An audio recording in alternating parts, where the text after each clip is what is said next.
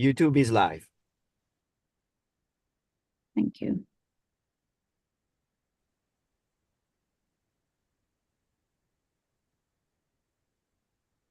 Good day, everybody. Thank you for joining us for today's series of Steering Africa's Future. My name is Giolebogile Diswai. I am a Public Information Officer at the UN Office of the Special Advisor on Africa here in New York. So the UN Office of the Special Advisor on Africa is working with partners to bring Africa's youth voices to the Summit of the Future through 3 engagements, one of them being this series, which is a youth-led knowledge product exercise pegged to the summit's priorities.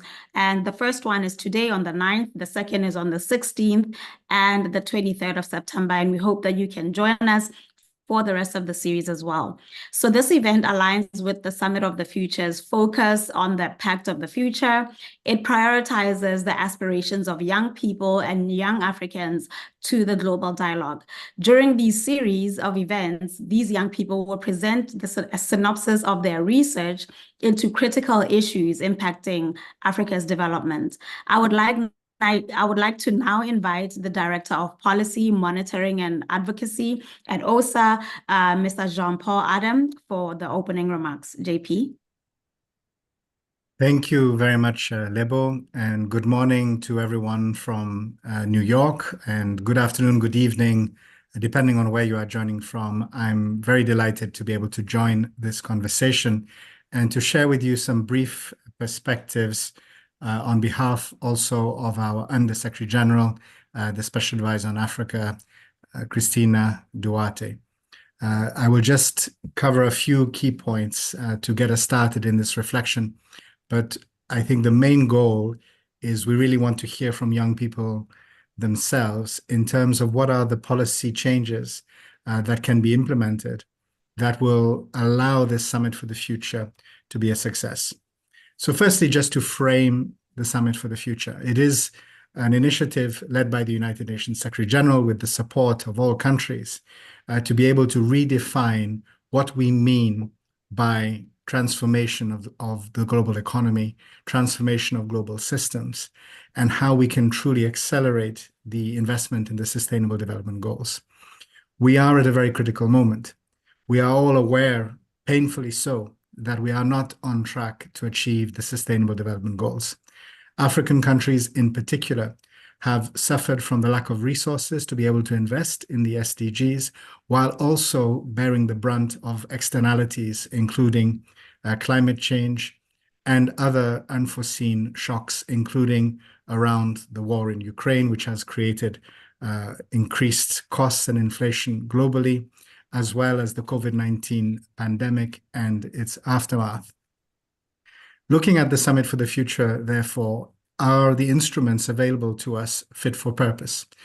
The short answer is no. We have achieved a lot in recent decades, essentially driven by global growth. However, that growth has been unevenly distributed. And the biggest question we are asking ourselves is how we can change the status quo from one which has, in some senses, institutionalized inequality to one which delivers truly globally shared prosperity. Africa's youth are going to be at the forefront of this challenge, but also this opportunity, because any transformation that will allow us to change the narrative will depend on 2 things, essentially: demographics and technology. Both of those aspects are the biggest opportunity for Africa. In terms of demographics, we're all aware of Africa's demographic dividend, with the vast majority of young people coming from the African continent, and with Africa being most likely the source of the workforce that will drive the transformation that we are looking for in this century. Technology will be the other big disruptor and the other big driver of change, in particular, harnessing the opportunity of a digital transformation. In both these scenarios, we need young African people to be leading and also the agents of this change. This is very much at the heart of the process of the Summit for the Future, because we have a pact for the future that is aimed to be one of the outcomes, and a pact for future generations, recognizing that many of the decisions that are taken today, often in the name of young people, lock in some cases, policies that are then difficult to unpack in the future. And it is essential that young people are a key part of the decision-making process, not tomorrow, but from day one, and that they are able to share their perspectives in a informed manner and in a manner which also leads to direct impact in terms of the narrative. Some of the key aspects that we need to be considering are global governance and financing for development, international peace and security, science, technology, and digital cooperation, and how all of these impact youth and future generations. The Under-Secretary General and Special Advisor on Africa has often said that the Africa we want is the Africa that the world needs. And what this means is that Africa can be the driver of a new version of global growth and a new approach to economic transformation. The African economy in the aftermath of colonialism has been defined mostly as extractive, where resources have been exported mostly with minimal value addition.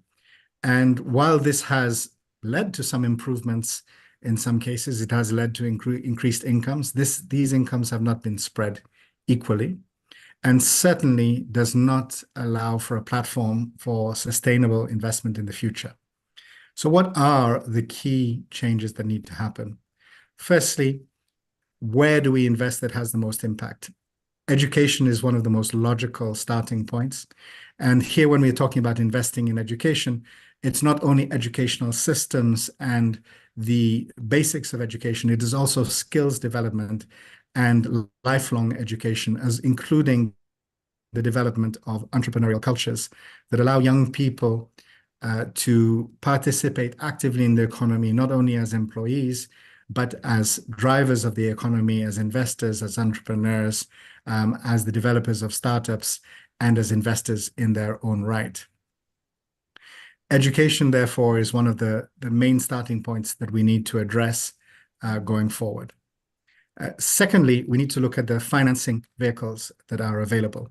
There is a lack of financing available for young people to be able to invest themselves, and it is critical that governments across the African continent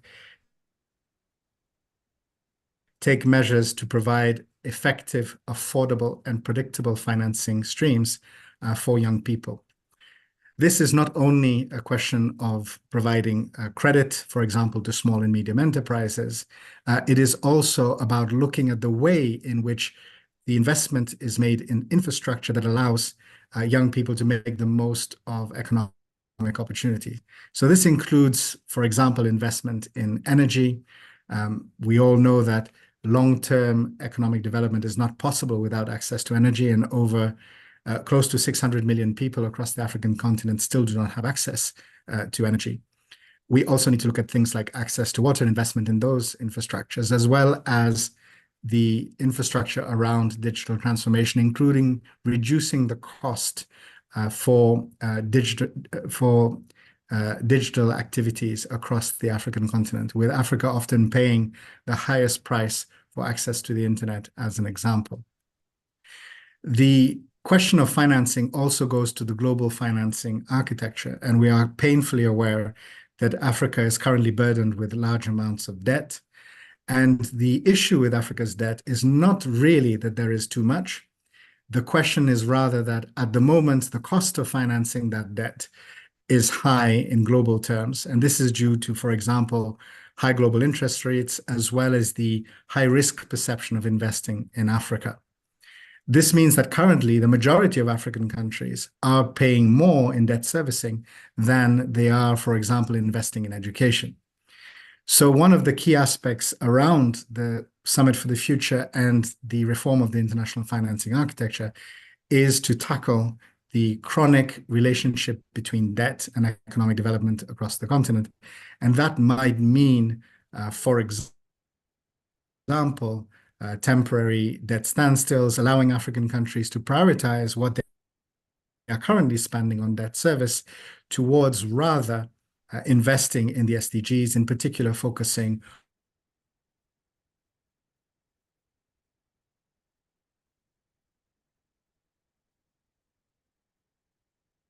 on education as one of those in the infrastructure that is required, a digital transformation of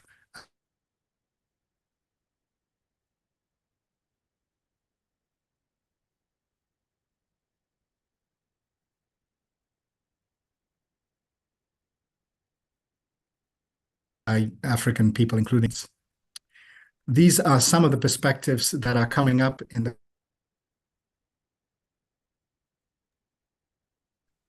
Sorry to interrupt, John Paul. I think the connection needs to be moved a little bit because it's a little bit choppy right now.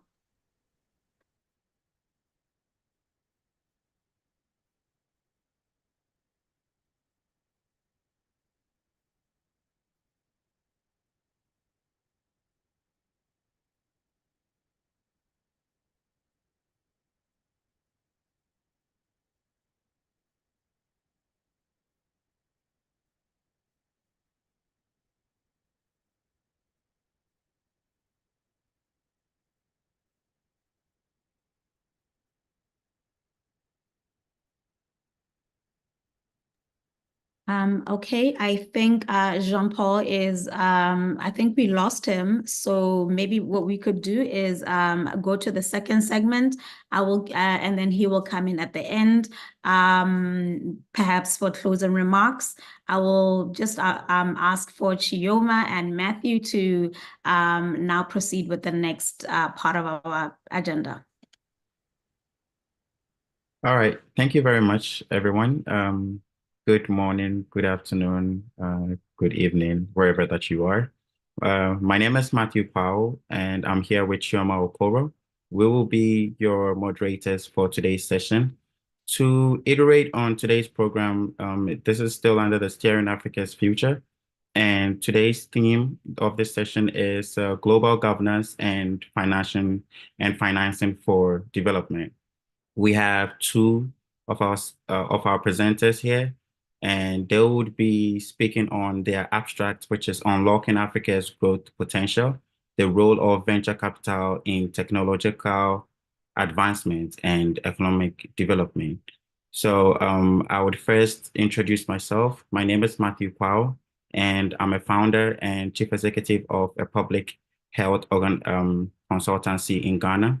And I'm a representative of National African Students Association. So thank you for joining us today. And National African Students Association, NAFSA, is an organization founded in 2017 with the goal of supporting African students in the US diaspora.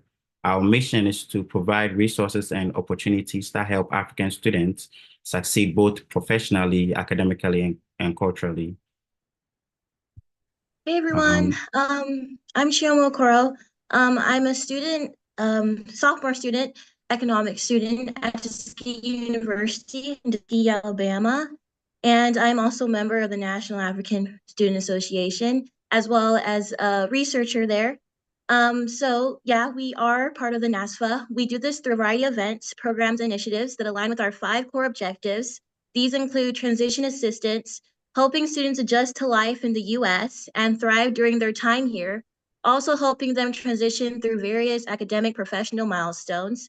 And then we also do this through cultural awareness, celebrating and sharing African cultures while encouraging students to stay connected to their roots, and also through community service, celebrating and sharing African cultures while encouraging students to stay connected to their roots, community service, engaging in meaningful projects that give back to local and global communities, chapter development, strengthening our high school, college campus chapters to foster growth and collaboration across different institutions, and then finally through career development, providing professional resources and opportunities to help students advance in their careers, whether in or outside of the US.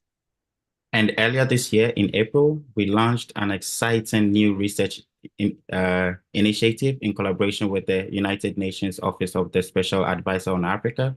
This project aims to amplify African youth voices in the realm of policymaking and influence important conversations. Several of our students are currently working on impactful projects as part of this initiative. And today we're proud to have two of those students sharing their incredible work with us.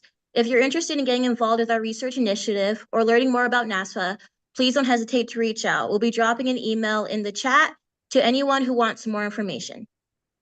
Thank you again for your time, and we hope to connect many of you soon. So we would. So Matthew and Chioma, I think we should allow our director, Jean-Paul, to finish off. Sorry that we lost you there. I think it was a connection issue, but we'll just give you the platform, and then Matthew and Chioma can continue. Thank you so much. Thank you, Lebo. And because I was looking at my notes, I'm not sure at which point I actually got cut off. Financial architecture. Oh, thank you so much. All right. It was very close to the end. Very good. So that means we didn't lose too much.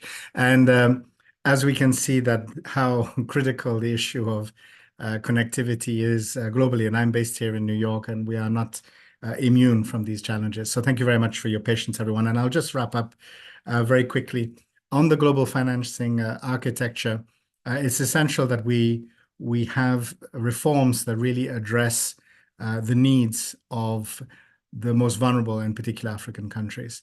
One of the most critical aspects towards addressing this is debt, where a majority of African countries are paying more currently in debt servicing than they are towards education, as an example, but there are similar figures around health. To be able to address this, we are advocating, for example, on a temporary standstill on the repayment of debts, so that African countries could invest the money that currently is going towards debt servicing towards achieving the SDGs. This will then create a further basis for the growth of their economies, which will actually improve their capacity to address debt in the longer term. In addition, there has to be the availability of predictable and affordable resources for African countries through multilateral development banks, but including particularly through the institutions within the region, which include the African Development Bank, and is also about reducing the risk perception of investing across the African continent, so that large-scale investments can flow at scale in the urgent infrastructure needs that will particularly empower young people to make the most of future opportunities for investment and to be able to develop formal and decent jobs, including as well the development of an entrepreneurial culture for young people to be able to invest in startups and make the most of the digital transformation opportunity. The final, perhaps a few points before concluding, is also to address the reforms that are necessary for global peace and security, recognizing that Africa, again, is at the forefront of these challenges, and ensuring that young people have the opportunity to shape the peace and development nexus, recognizing that even in areas of great fragility, where there are conflicts that are raging, it is essential to be able to provide basic access to services to avoid, for example, disruption to education, disruption to health services, and which ensure that we do not have lost generations. And even where conflicts occur, it is precisely there that we have to ensure that there is a continued access to services to ensure long-term viability. In conclusion, we very much look forward to the suggestions and proposals that are going to come from this process. I know we have found the Africa Youth Voices process extremely rewarding, and that the Summit for the Future is the moment when we are looking to define the transformation that we want to see. But by no means is this sort of a one event scenario which then ends. It is rather a scenario where we are looking for consistent and long-term inputs and advocacy towards the change that we need. And I think that we all know that from past experiences, change is only effective when it is done system-wide and when it is owned by all. And in particular, in this instance, we need young people's leadership. because the framing that we are putting in place today does have an impact on what is going to happen tomorrow. But also we must be prepared to adjust and refine the systems when they are not working, and also adjust to new information as we are made aware of it. Therefore, to conclude, please do not look at the Summit for the Future as the end of the process, but rather as one where we are aiming to redefine the overall framework. But then, as with everything, you can have the best framework possible, such as the Sustainable Development Goals, which I think provides a really inclusive framework.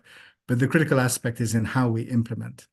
And this is where I will go back to the USG statement that the Africa we want is the Africa that the world needs. Africa is currently at the cusp of this global transformation. Whether we succeed or not will depend what we are able to do in Africa and how we can unleash the potential of Africa's young people. Thank you very much, and I very much look forward to the discussions. And I will continue to follow the discussion, even if perhaps at some point my camera might be off. So thank you very much for giving me the opportunity to share these few perspectives with you. Back to you.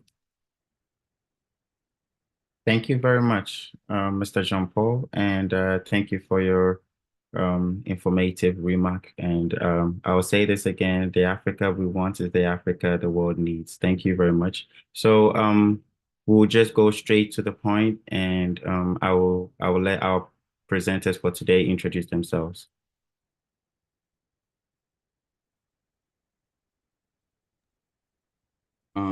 Great. So hello everybody. Hope everybody can hear and see me. Good morning, good afternoon, or good evening, depending on where you are in the world. My name is Brian Duncan. I am a recent graduate from Morehouse College in Atlanta, Georgia, with a bachelor's in economics and a minor in mathematics. Hailing from Abidjan, Côte d'Ivoire, and I have experience working in venture capital at Toyota Ventures and private equity at Renenco Holdings, and all around in the finance area through professional experience, but also research experience as well in undergrad. So excited to be here today and share the findings of my study alongside Chukwuebuka. Thank you, Brian. Hi, everyone. My name is Chukwuebuka Nwafor. I am a recent graduate of Morehouse College with my bachelor's in economics and mathematics, just like Brian has said. Hailing from Anambra State in Nigeria.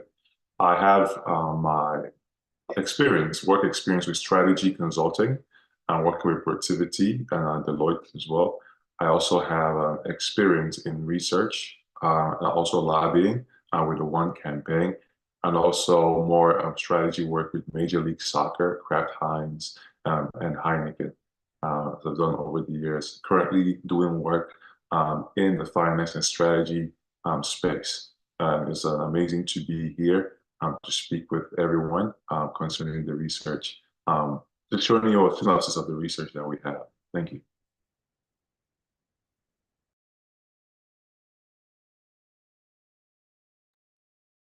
Okay. It will be great to have you guys start with your presentation. So any of you can start. Yeah, sure. Lebo, if I could ask you to please share the presentation. Thank you.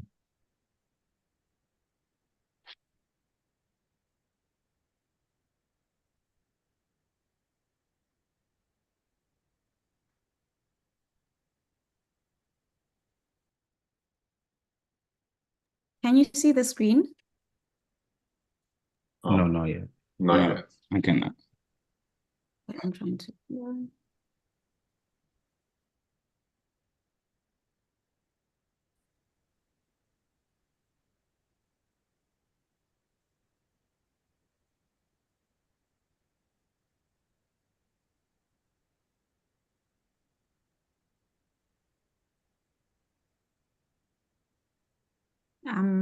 Technical. I'm not sure why my screen is not sharing. So as we are trying to work on that, I would still try to remind everyone on this session about what Brian and Chukwuebuka have today for us. So their abstract title is Unlocking Africa's Growth Potential, the Role of Venture Capital in Technological Advancement and Economic Development, under the theme of global governance and financing for development. So all of this is steered towards a youth-led research to contribute to policy perspectives from young Africans during the Summit of the Future. We would have their presentation on the screens very soon, so if you can give us some time.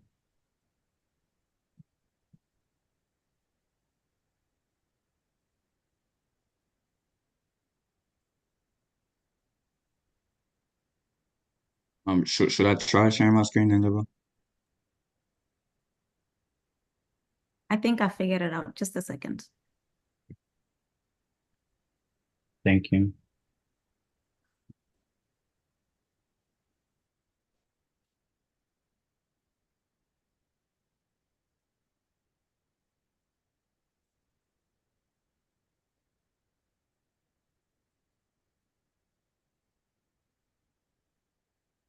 Okay, so I would like for Chikwebuka to share, because if I do my settings, I'll have to actually log in and log out and log back in. So if you can do that, I'd really appreciate it. Definitely. I think, Brian, can you do it where I got it. Brian can share the screen? Awesome. All right, cool.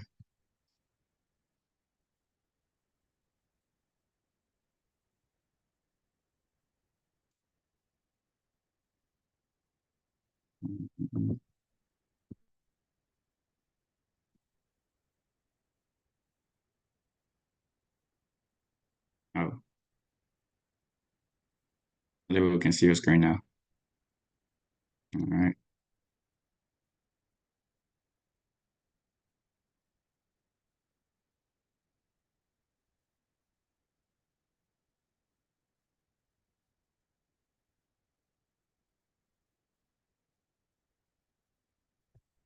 All right, perfect. We want to once again apologize for all the technical issues, but we're still very excited to share our research project. So today, like it has been said multiple times, we'll be presenting a synopsis of our research titled Unlocking Africa's Growth Potential, the Role of Venture Capital in Technological Advancement and Economic Development.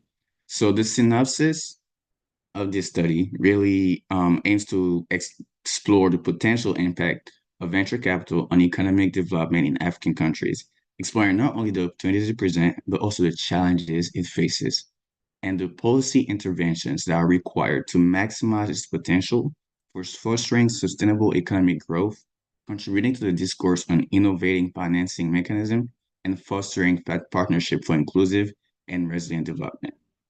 Next slide, please.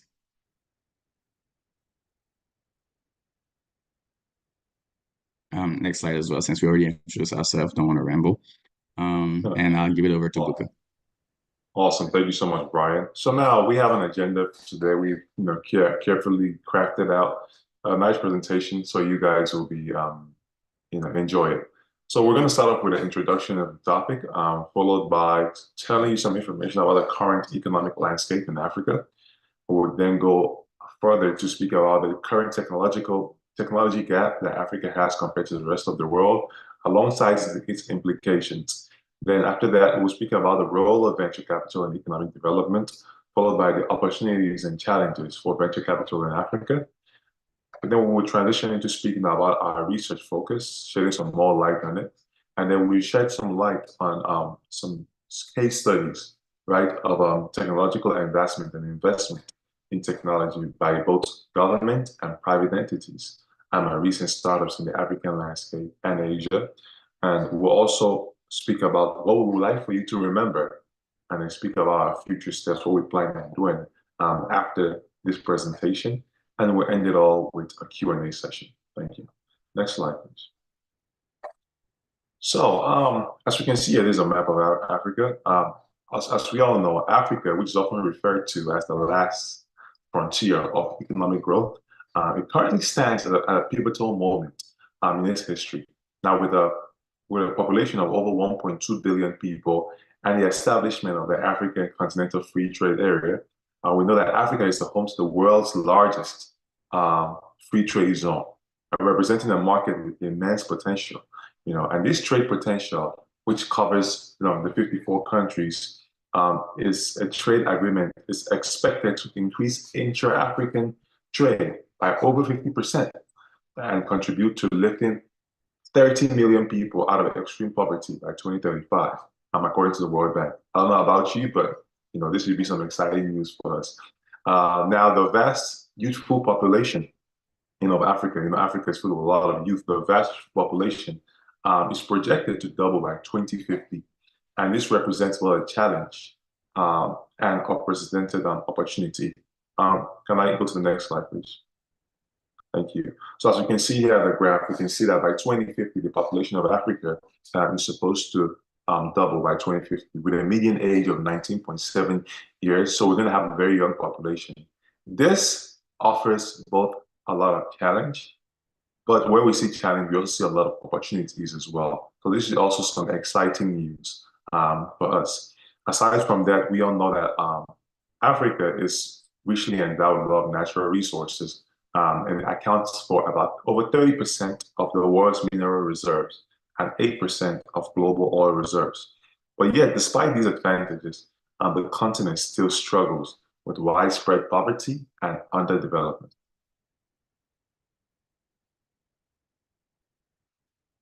Now, I want to speak about the technological gap and the implications that Africa has compared to the rest of the world.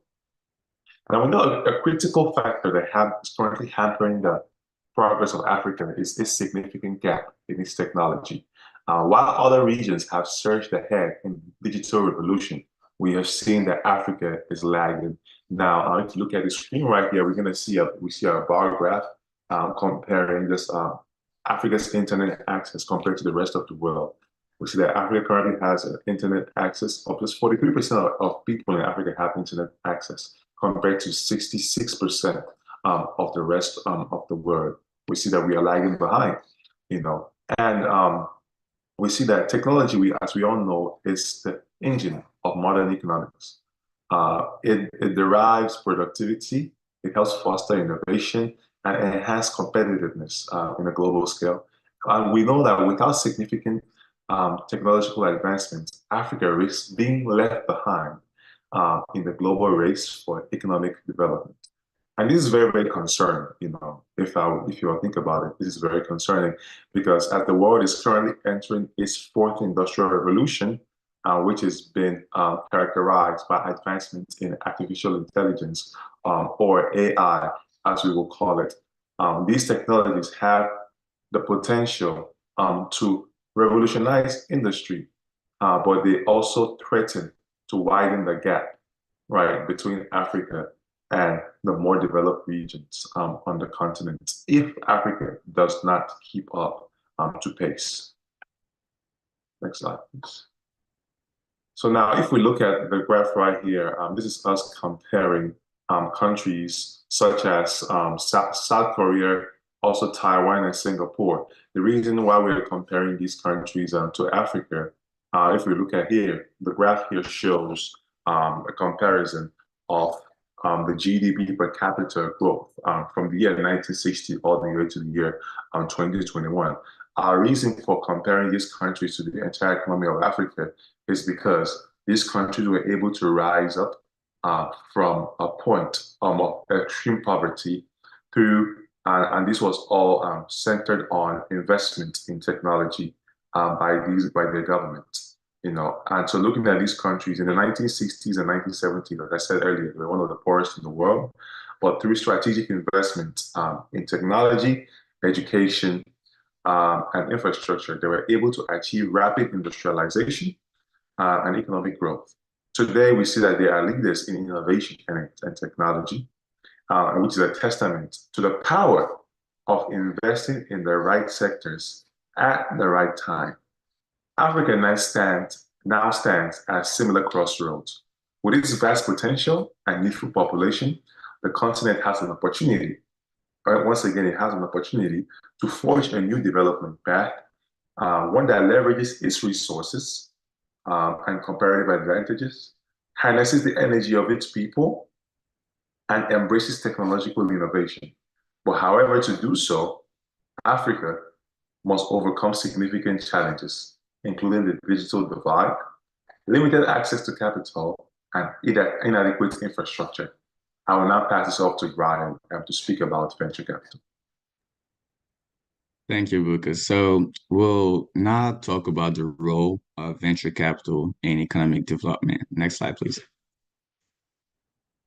So you probably heard the term venture capital before, or you heard about venture capitalists, but what does that mean? We try to define it as professionally managed capital invested in private ventures, right? And it has historically driven the growth of leading global companies by providing the necessary funds for technological advancement and innovation.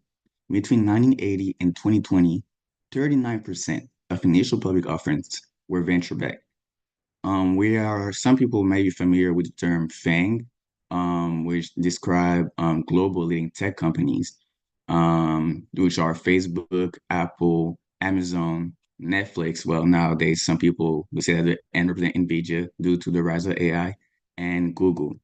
And these companies that currently represent 10% of the total United States stock market valuation are all valued in total at, I want to say, $3 trillion. And all of these major firms are here today because they benefited from VC support.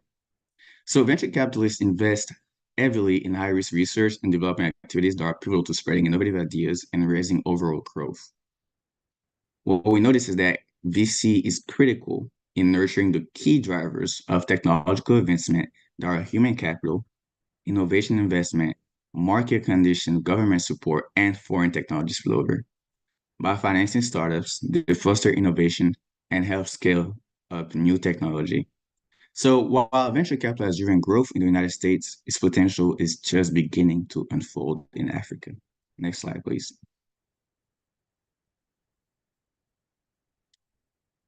So this graphic shows the funding raised by startups in Africa in 2022. I want to touch a little bit more on Africa's regional landscape as far as venture capital is concerned. So Africa's startups face unique challenges compared to their global counterparts, particularly when scaling beyond the early growth stages. One of the primary challenges is the limited availability of late-stage financing, also known as the scale financing gap. Unlike more mature ecosystems like the US or Europe, African startups often struggle to secure the funding needed to grow into large-scale enterprises. As a result, many promising African startups either stagnate or are forced to seek financing and market opportunities abroad. So this not only results in the loss of potential growth for the African economy, but also limits the local ecosystem ability to capture the technological investment, job creation, and innovation that comes with successful startup growth. The absence of a robust local capital markets further exacerbate the issue, as there are fewer attractive exit options, such as initial public offerings, making it difficult for investors to see long-term returns from African ventures. Consequently, Africa risks losing its most promising entrepreneurs and innovations to more established markets outside the continent, curbing the potential for significant economic transformation at home. But what does the continent VC landscape look like regionally? So we see that in 2022, Africa has been able to raise $4.8 billion in venture capital. Oh, just go back to the previous slide, please. And we see that in 2022, Africa has been able to raise 4.8 billion in venture capital funding. What we notice looking at this graphic is the dominance of West Africa, despite a 12% drop in funding from 2021 to 2022. We also see another standout player in North Africa that has grown 62% year to year, surpassing the 1 billion mark in 2022 for the first time. And as well as East Africa, that's double its funding to reach 1.2 billion for the first time. Southern Africa, however, declined sharply by 44% year to year to 600 million. And Central Africa remains small, but saw improvement raising 50 million for the first time. It surpassed the 1% mark in terms of total share of continental funding for the first time. Next slide, please. So what do we notice? We notice that Central Africa is way behind in terms of funding. And its share of total funding is notably lower than its share of the continent GDP, 5%. I want you guys, if possible, because we want to make this presentation as interactive as possible, to answer my next question in the chat. Central Africa is way behind in terms of funding due to the existence of something that we refer to on the venture capital scene as the Big Four. Now, the Big Four describes four major African countries in each of the other four regions that drive venture capital in each of those regions. So if possible, in the chat, I want you guys to kind of guess which countries are the Big Four. I'll give it 30 seconds and keep on going.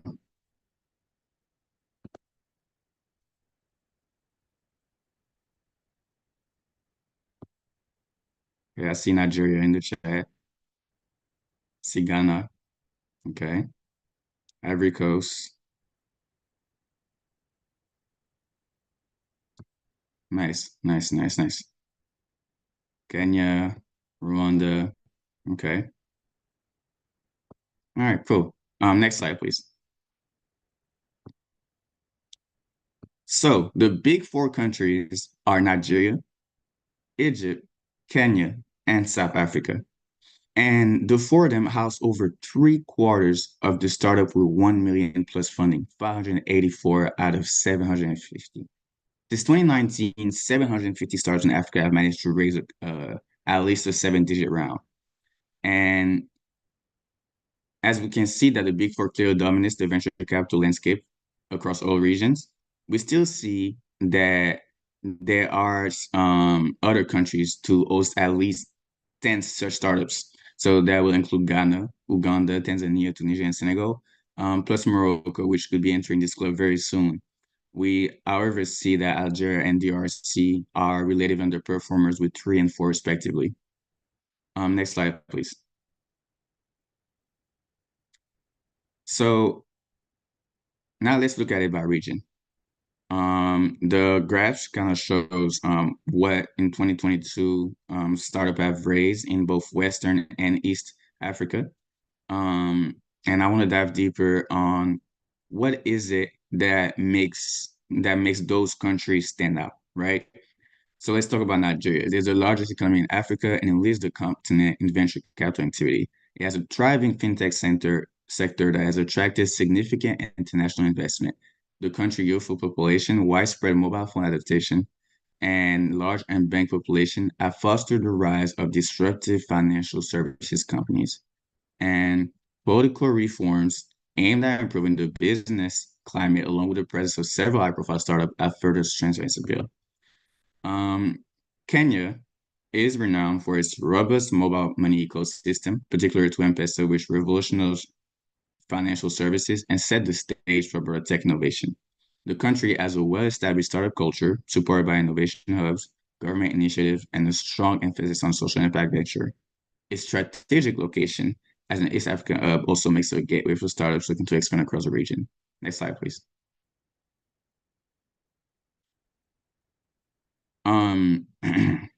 Egypt, large and youthful population, combined with once again government support for entrepreneurship, has made it a top destination for venture capital. The country is a hub for logistics, e-commerce, and fintech startups, attracting investors from both the Middle East and Europe. Its proximity to those regions gives adjacent startups unique cross-border expansion opportunities, boosting their scalability. And last but not least, South Africa, as one of Africa's most industrialized nations, South Africa benefits from a well-developed infrastructure, strong financial markets, and a mature startup ecosystem. However, recent political instability and slow economic growth have somewhat dampened investor enthusiasm. Still, the country continues to produce successful startups across sectors like healthcare, retail, tech, and renewable energy. So we know it's a key trend here.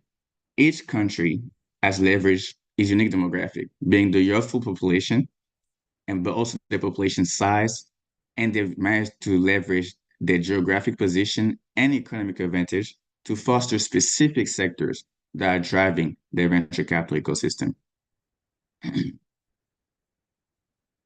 And as I transition, I want to say that while the big four countries dominate Africa's venture capital landscape, it is clear that not every African nation can or will become a big player in the short or medium or long term.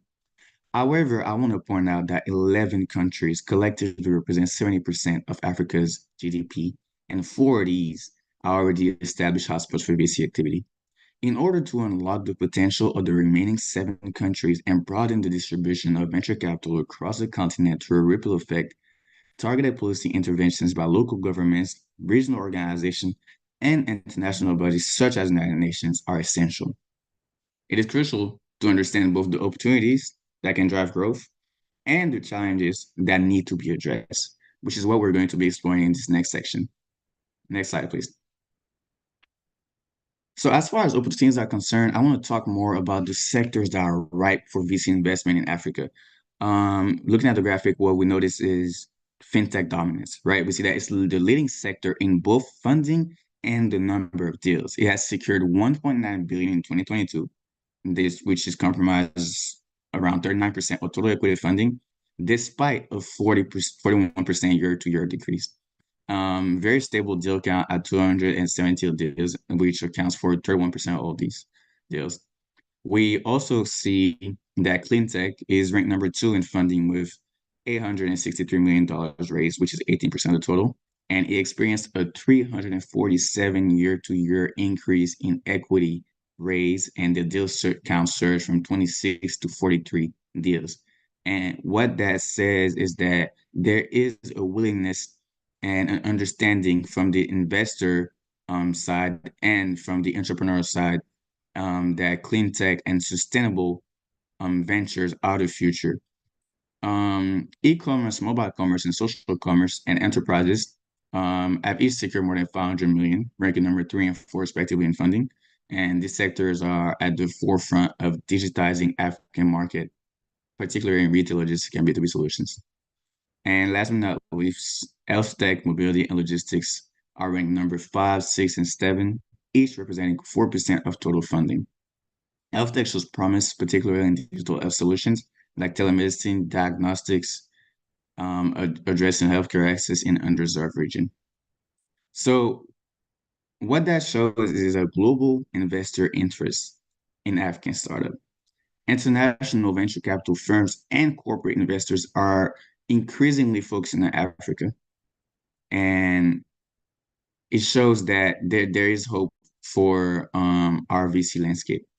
However, though, I want to touch on the challenges. What has been hindering us that makes it so that we are not as advanced as Southeast Asia, for example? Next slide, please.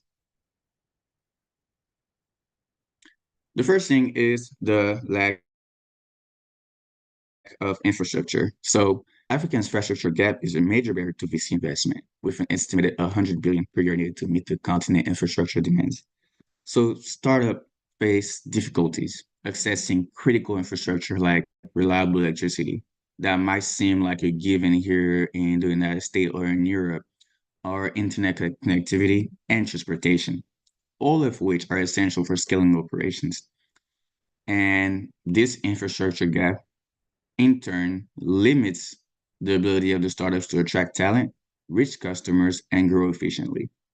Second challenge that most startups face is the shortage of skilled talents.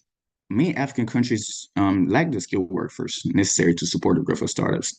There's a limited access to higher education, technical training, and specialist skills that hinders innovation. And it makes it harder for startups not only to attract, but also to retain the key talent, limiting their ability to scale and innovate effectively. The third challenge is the fragmented startup ecosystem. Our startup ecosystem is just not as mature compared to the US and Europe. And there are fewer incubators, accelerators, and support network for entrepreneurs to tap into. And that makes it difficult for international VCs or domestic VCs to identify and invest in the most promising startups, as the pipeline for quality deal flow is less established. There are also regulatory and legal complexities. There's a lack of consistent regulatory and legal frameworks across the continent, and that kind of increases the risk for investors in the already risky investing landscape, and that can limit the opportunities available in certain sectors or region, as the regulatory landscape is often unpredictable or opaque. And last but not least, I want to touch on the political and economic instability. While many African countries have made strides towards stability, investors must still contend with volatility in some regions. And this instability can lead to unpredictable business environments and regulatory shifts, or even the collapse of startup and high-risk areas. I want to take the example of South Africa, right? Which has always kind of been known as this trailblazers in Africa as far as industrialization and development is concerned. Recent political instability has created a sentiment among investors that it is not safe anymore to invest in South Africa.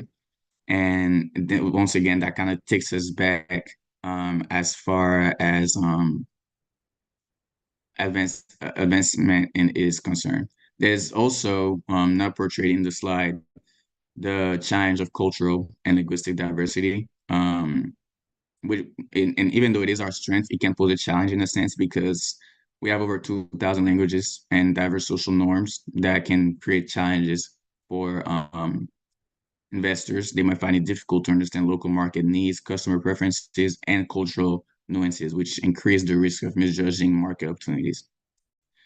Next slide, please. Next slide. So this, all of this research is focused on identifying targeted policy recommendation that can be used by local governments, international organizations, and bodies like the United Nations or ECOWAS to address Africa's venture capital challenges. By creating a more enabling environment, these policies aim to foster innovation, attract investment, and support the growth of Africa's startup ecosystem. Right?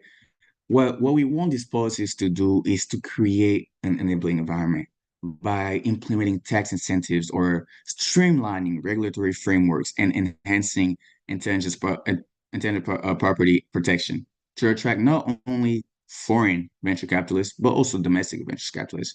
We want the policies to establish anti-corruption measures and policies that ensure political stability to reduce investor fear and uncertainty. Well-designed preferential tax treatments for equity investment in startups and venture capital funds could help jumpstart the sectors in regions where it is underdeveloped or non-existent due to market failures. We want these policies to support domestic innovation. By fostering collaboration between governments and the private sectors to invest in digital infrastructures, skill development, and STEM education. We also want them to encourage PPPs, which is SDG 17. Earlier, we kind of mentioned, Deputy Director John Paul kind of mentioned that we are kind of late in executing those SDGs. And one of the multiple SDGs that our research is touching on is SDG 17, enhancing public-private partnerships. We want to scale successful model across Africa by promoting PPPs to improve infrastructure and support startups, but also encourage institutional investors to partner with local governments to bolster domestic business activity, which leads us into the last policy research focus, which is bolstering domestic business activity.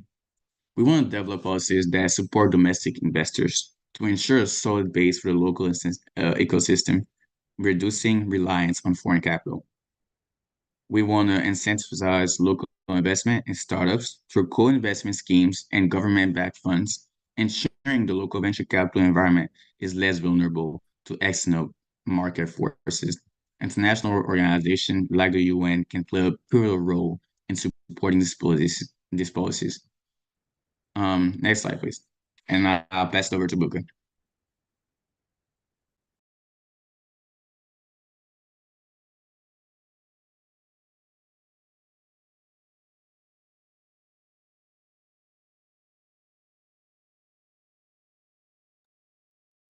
There seemed to have been a technical issue.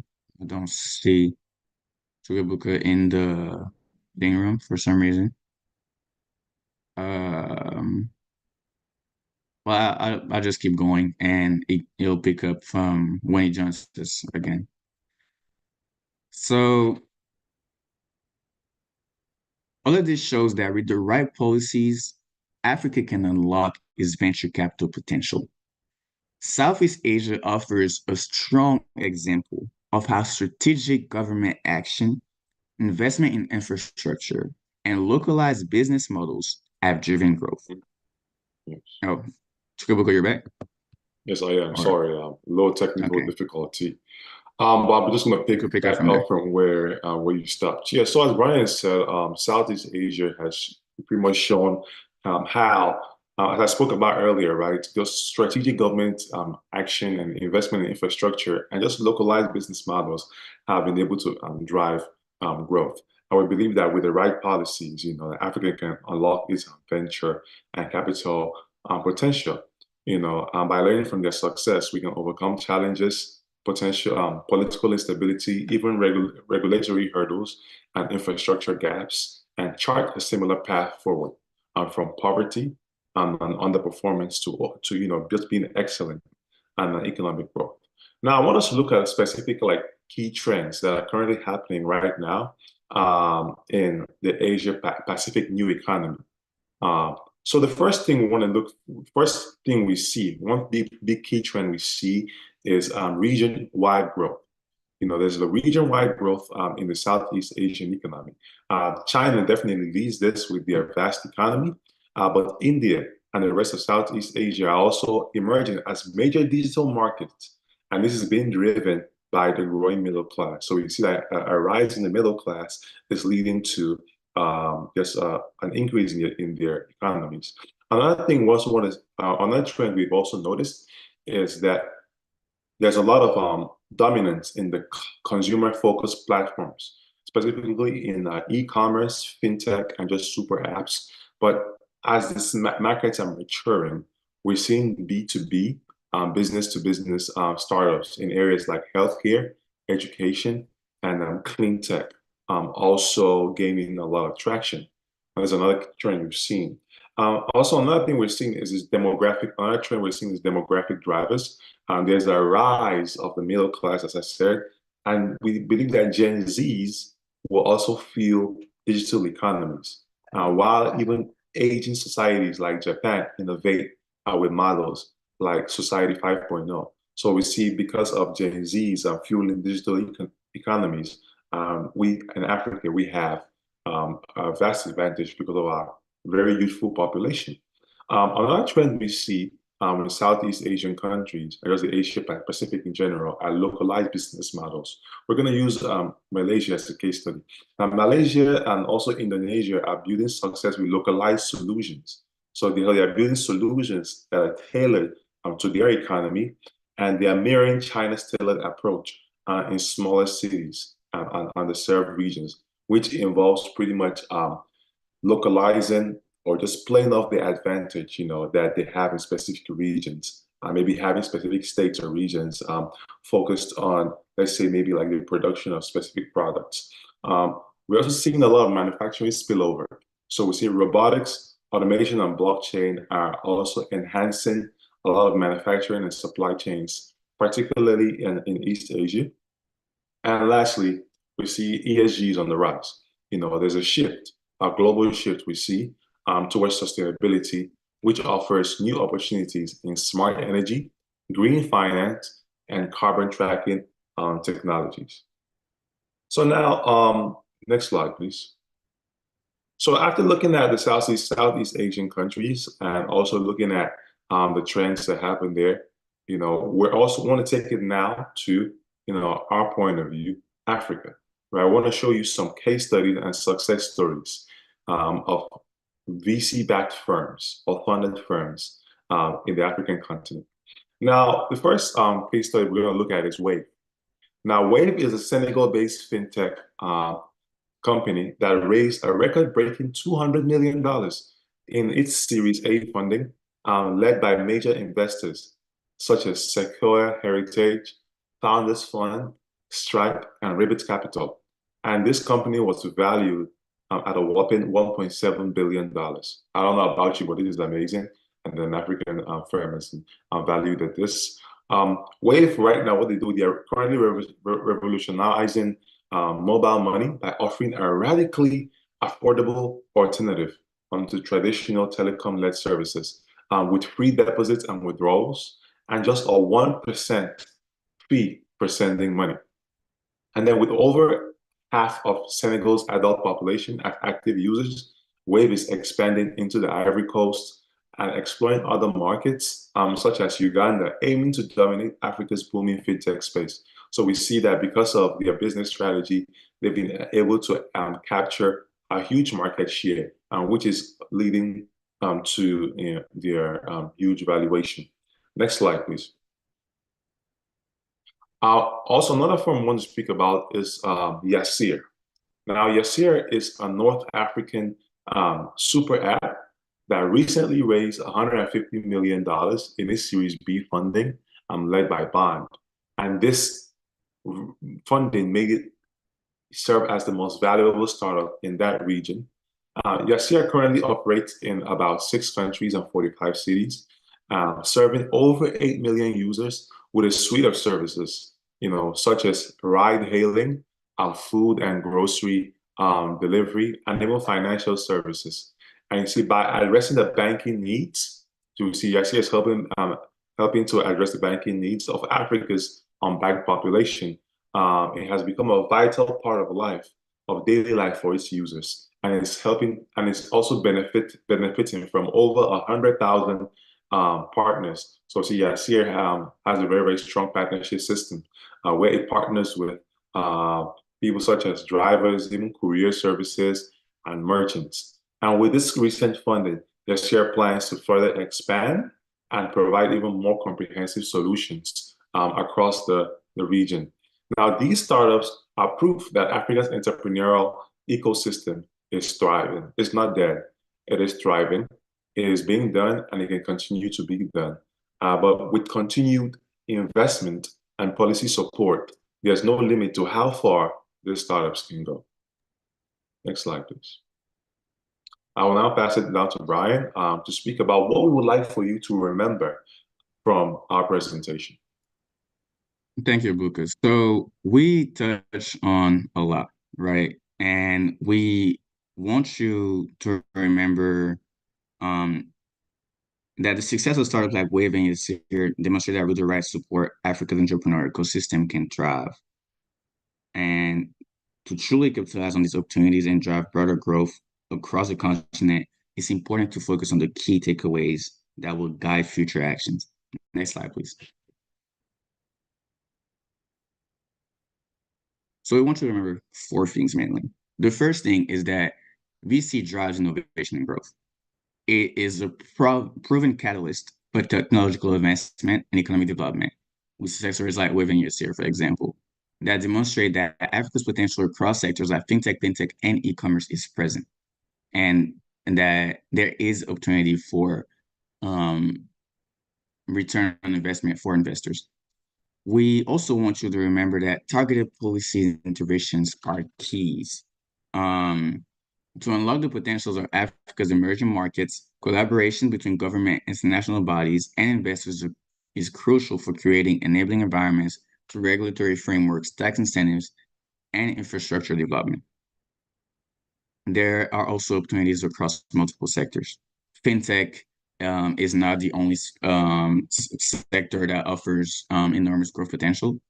We also have FTech, cleantech, e-commerce, and agrotech. We want you guys to understand that we want investors to invest where we already have comparative advantages in areas like agriculture, for example, or agrotech.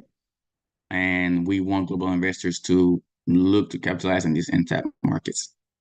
And last but not least, we want you guys to remember that challenges require strategic solutions.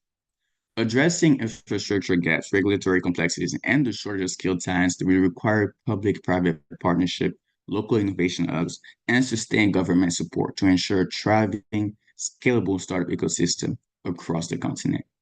Next slide, please. And as our research is still ongoing, I will let Chukwuebuka present you guys with the future step that we are about to take regarding our research. Thank you, Brian. As Brian said, our research is still ongoing. We want to keep you guys in the know of what we're going to do moving forward. Next slide, please. So first thing we're going to do, a lot of data analysis. Right now, we're doing a lot of literature review, and just being smart and keeping ourselves smart in the situation. And right now, we are about to move into data analysis, where we'll be utilizing data sets from reputable sources such as VC firms, government agencies, and international organizations to analyze different trends and patterns and in VC investments across different African regions and sectors. Definitely, data analysis is very important, so we can have data-proven research and data-backed research. We're also going to keep doing a lot of case studies, selecting different African countries or regions, and we're going to conduct a lot of studies, in-depth studies on both the successful and the unsuccessful venture capital initiatives. We're going to do this so we'll be able to identify best practices and lessons learned from failure to help further inform our paper. We're also going to do a lot of stakeholder interviews moving forward. And by stakeholder interviews, we mean we're going to do a lot of interviews of people in VC, the VC firms. We're going to also interview entrepreneurs, government officials, and also policymakers to help us gain insight into the challenges and opportunities for venture capital on the continent of Africa. Lastly, we're going to do a lot of policy analysis, which we've already begun doing, but it's going to be continued. We're going to assess all the existing policies and regulations that are related to venture capital in these different African countries, because we know they all differ from country to country. And we're going to compare them not just with international best practices, right, and make recommendations for reforms and improvements. And aside from comparing them with international best practices, we're going to compare the regulatory landscapes of these different African countries as well, to see what works in one and what does not work in another. So we can be able to craft a good template that can help boost the VC landscape on all African countries. Now, with this saying, I would like to just put out a call to action. Seeing this, we still have a lot of research to do moving forward. We would like to urge anyone on the call. We would appreciate your support when it comes to just help us to when it comes to data analysis. Helping us to help gather data sets. Also, any connections we can make in terms of just mentorship, because we are still students. We would love mentorship from people who are well versed with things in this space. Also, connections that we could have made, to enable us to interview stakeholders in VC, even the government officials, and even entrepreneurs, right, to help us get a more robust understanding of this research project that we are embarking upon. And just in general, any support we could get, we would definitely appreciate it. Next slide, please. So we want to open the floor for the Q&A session. If you do have any question regarding the presentation, we urge you to put them in the chat, and we are open to answering any and every single one of them that we can answer. Yes, thanks for that, Brian. I think while we're going through the presentation, I saw a question when it was asked, and it caught my attention. I would like to actually address it. This question says, Africa has special fundamental issues like improving soil health, agricultural methods of farming from traditional. A number of farmers have for long benefited from their traditional methods. How will we convince them to apply and integrate AI and robotics into the traditional systems? This is a great question. Again, as we said, as me and Brian said, we're trying to play off where scenarios where we already, or industry where we already have an advantage, right? And we know a lot of African farmers currently still use a lot of untraditional methods. When it comes to convincing them to want to use AI, the first thing we actually have to do is acknowledging them, right? So it's going to first start from a person of acknowledging the value of their traditional knowledge, showing that, okay, we appreciate what they're doing already.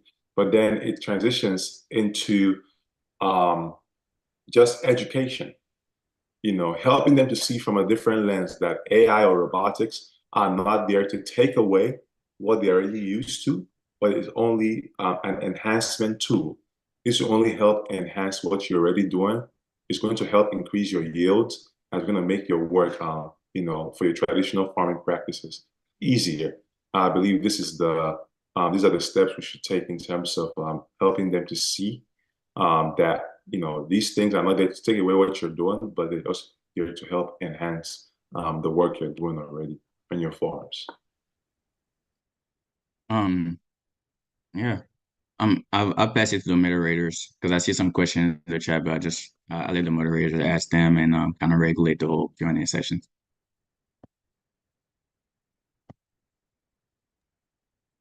All right. Thank you very much. We have a couple of questions. I think you already took the question from Geoffrey.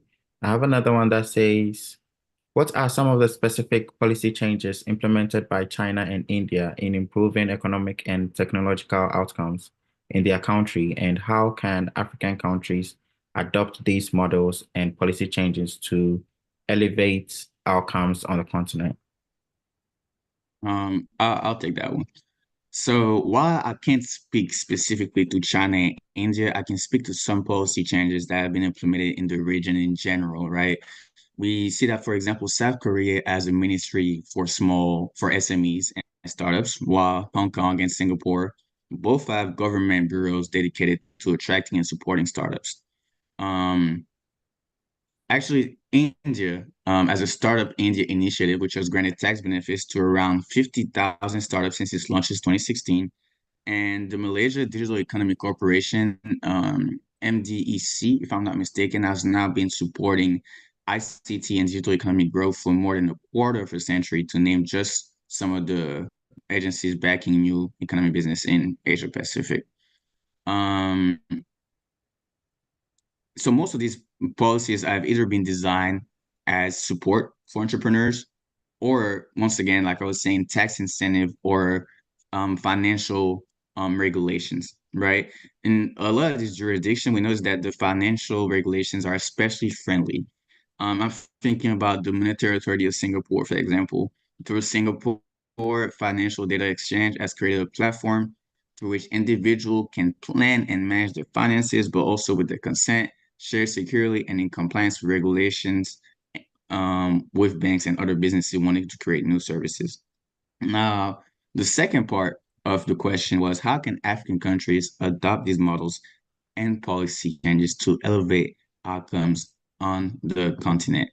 So what I want to say is that there are already regulatory framework that are present in Africa, right? I'm thinking about the big four.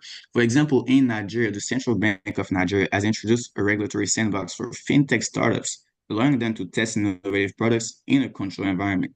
So in Nigeria, if you make under a certain amount of money as a small business venture, you don't have to pay the taxes on what you have made. And it's by following initiatives like that in the region that African countries can adopt these models, and kind of by doing what me and Squibbook are doing for our research, doing these case studies on Asia and how they've implemented these policies, and they can maybe try to replicate them. I'm thinking once again about Egypt.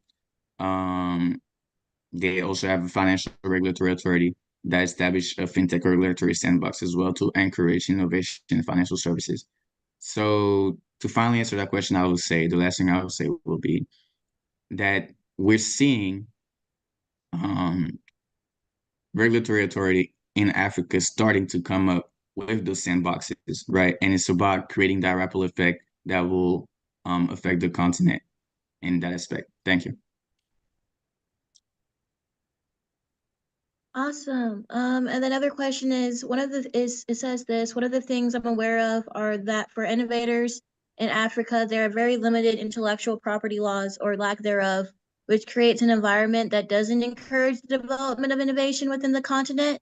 How will your work combat this, as many innovators tend to develop their technology away from the continent because of stronger intellectual property rights elsewhere? Thank you. I'll take this one. That's a great question. Actually, something that me and Brian have put in, at the front of us. Definitely, research and development is definitely very important. That is something that spurs GDP growth and economic growth in any economy. And due to a lack of strong intellectual property laws on the continent, we see, as you said, there is a tendency to go outside of the continent to places where there are stronger intellectual property laws to develop ideas.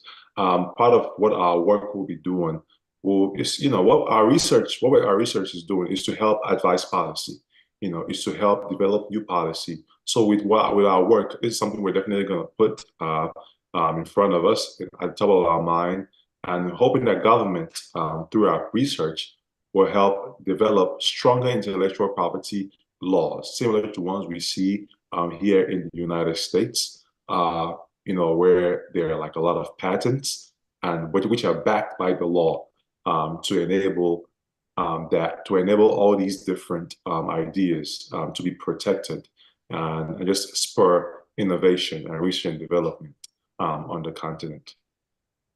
And before we take any other question, to add on to what Buka said, it is about policy, right? Which is what our research is all about. We want to urge the United Nations or ECOWAS, like Jean-Paul said, to put young people at the forefront, right? The number of times where you'll be on social media like Facebook and you hear a story about some random African kid in a random village powering his whole village by creating a battery or whatever, right? What's lacking there is a ecosystem, right? So it's about the policies to protect those ideas, but it's also about having those incubators, right? Those accelerators that will train and protect the intellectual property of these innovators and ensure that they will see their ideas actually pan out without being stolen, and will see proper funding. Yes. Sorry, I just want to say some more stuff to what Brian said. As Brian said, research and development, as I said earlier, is very key to GDP growth. Definitely one aspect where we're also going to be looking at too are the university systems. So creating or channeling funding into universities, to enable more research and development in these universities, where their technology can be backed by these students that have great ideas and just great technology or great inventions. Now, channeling money into these universities to help bring these things into life. So having like mini incubators in schools and universities, as Brian said. So these are things we're going to be exploring as well.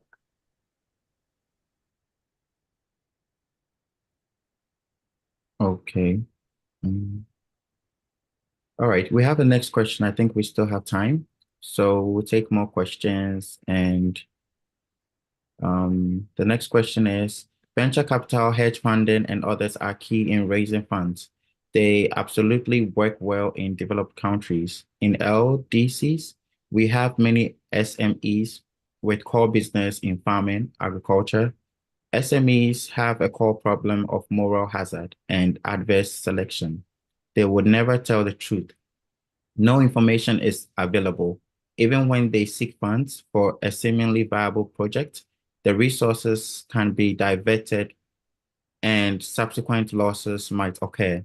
Venture capital can be effective when beneficiaries are transparent and accountable, which is really lacking in African SMEs. How do you plan to move forward under such circumstances practically? I think I'll let Brian start for this one, and then I'll piggyback off him. Mm-hmm. Mm-hmm. So when we was addressing the challenges, right, one of the first thing that we pointed out was a lack of infrastructure. And the lack of infrastructure is what's making it that we cannot hold accountable people that have SMEs, whether in any areas, right, in farming and agriculture, right? But also want to point out that as far as core moral problems are concerned, right, whether it's this trust with money or corruption, while it is more present in Africa, it is a risk that is ambient as far as venture capital is concerned, right? You always see in the news some European kids or Asian kid or American kid that has the startup, has a good idea, gets the funding, and then run away with that money, right?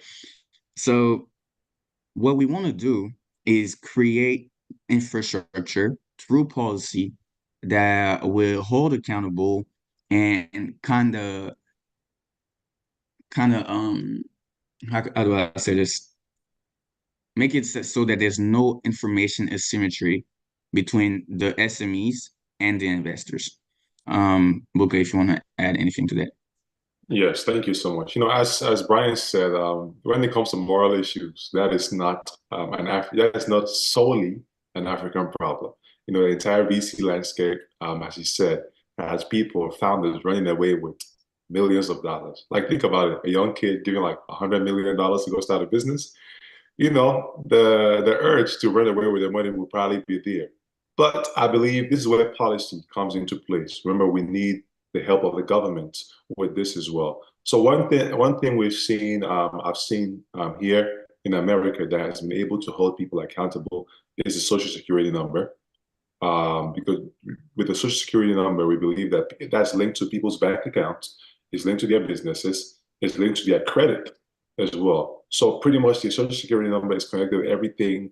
It can be used to track an individual. Therefore, it holds people more accountable. Now, countries like Nigeria, we've seen something like that rising up, called like the NIN. So we believe that if African countries or governments can create a similar system, where they can easily track people, the people having that at the back of their minds that, oh, if I go ahead and do something, that is not right with this money, I can be easily arrested. I feel like that's going to help curtail a lot of these, I would say, quote unquote, moral issues that might come up. Also, just aside from that, improving and more investment in the police force, and just more in these different countries will help a lot too. Okay, so talking about that aspect, I would like to add on when it comes to the future of your study, concerning the case studies. What do you think about corruption and bad leadership within governance? I mean, our leaders that are out there that needs to look at these VCs, I mean, attracting and even retaining the VCs that are already there. There's been a lot of issues. I mean, I'm from Ghana, and when you talk about bad leadership, how do you think you can have a case study which delves into bad leadership, and how we can also, I mean, the Summit of the Future and OSA is also doing a great job by bringing the youth into these conversations, which is very good, so that we can learn how to steer ourselves into leadership and do the right things. But from your case studies in the future, what do you think about leadership? Because I think the main problem when it comes to Africa is leadership, right? So what would you do concerning leadership and also, uh, let's say, corruption?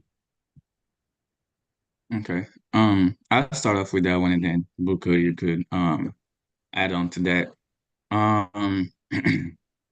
The first thing I want to touch on is that bad leadership and corruption is the end all and downfall of any organization of any venture, right? And why you pointing out, especially as a young person in Africa, it is easy to feel unpowerful when faced with those bigger organisms and seeing the corruption that you see at those higher level, right? But what we want our policy to do is to, in order to kind of hold our leaders accountable, right?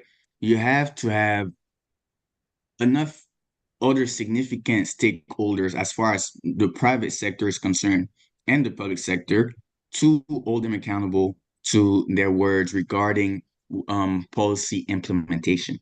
Because it's one thing to create the policies, it's another thing to implement the policies. The number of people in our countries, and I can speak to Ivory Coast, I can speak to the rest, that have came up with policies that could help steer our countries further along the development process.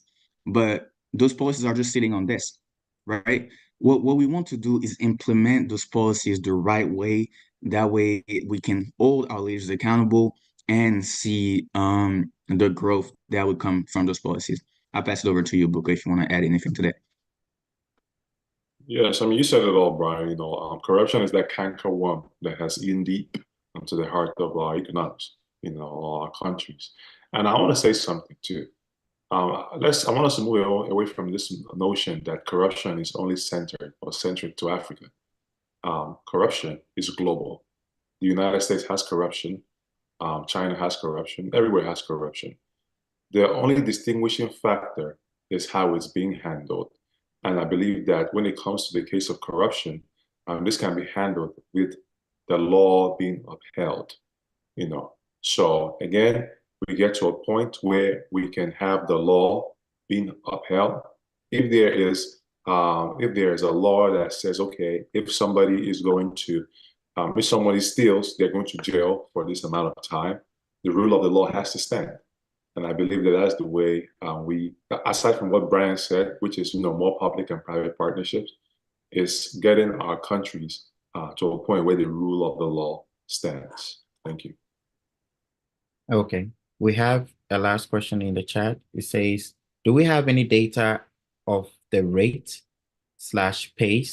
at which Africa is addressing the identified challenges compared to the success stories of Asia, such as infrastructure gaps, skills, regulatory or legal ecosystems, etc.? I can take that one. I mean, we have a little bit. Again, let's remember thank you for the question, first of all. We're still in the process of research, and it's something that we're going to look more into. But some statistics I looked at, for example, was Africa, just the internet penetration rate, right? The amount of internet users is more compared to the global scale. Like in Africa, for example, we only have 43% of the population using the internet compared to a global scale of 66%. So we already see that disparity. Now, when it comes to the countries in Southeast Asia, we're still doing our research, and I promise you, by the time the research project is done, you will see all your questions will be answered. Thank you. Okay, thank you very much. I think we had a very successful session, which was on time, and we still have just a couple of minutes. So I would say thank you to the presenters, Brian and Chukwubuka, and your research was very informative. So I'll pass the mic to Ms. Deswai, so you can go ahead. Thank you. Thank you very much, Brian and Chukwubuka. It was so insightful. I felt like I learned quite a lot, and it's very exciting. Your research, the direction of your research. I believe that you both have taken note of the comments and just to, make your research even better. And the aim of this is, of course, if you don't already know, is to develop knowledge products, which will then be disseminated publicly and also be used as advocacy tools to amplify young people's voices. And thank you everybody who has joined us. We do have another session next week on the 16th. And I hope that you'll be able to join us then. Thank you, everybody. Have a good day. Thank you. Bye. Thank you so much.